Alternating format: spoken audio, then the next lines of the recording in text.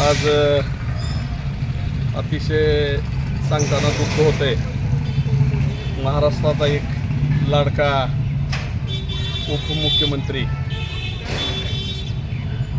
जी व्यक्ती घड्याळाच्या सेकंद काट्यावर चालणारी व्यक्ती म्हणून ज्यांची ओळख होती, ती आज आपल्यापासून दूर गेली। अतिशय दुर्दैवी त्यांचा अपघात झाला। महाराष्ट्राचं नव्हे तर देशाचं मोठं नुकसान, न भरून येणारं नुकसान आज झाले। आणि त्यातून उस्मानाबाद धाराशिवचा तर ते लाडके जावाई होते। आज आम्ही त्यांना भावपूर्ण श्रद्धांजली अर्पित केली आणि व्यापाऱ्याला विनंती केली की बाबा, आपण काय लोकांना माहिती नसते, तर स्वयंस्फूर्तीने त्यांनी प्रतिसाद देऊन आज उस्मानाबाद धाराशिवमधील सर्व दुकाने व्यापाऱ्यांनी बंद केली।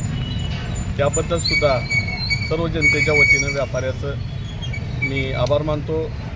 आई जगदंबेचरणी प्रार्थना करतो की एवढं मोठं दुःख सहन करण्याची शक्ती महाराष्ट्राला द्यावी, त्यांच्या कुटुंबाला द्यावी। शब्द अपुरे पडतायत। असा माणूस होणे नाही, मातीतला माणूस, सेकंदावर चालणारा माणूस, सतत लोकांसाठी धडपडणारा माणूस, असा माणूस होणे नाही। त्यांना मी भावपूर्ण श्रद्धांजली अर्पित करतो। धन्यवाद।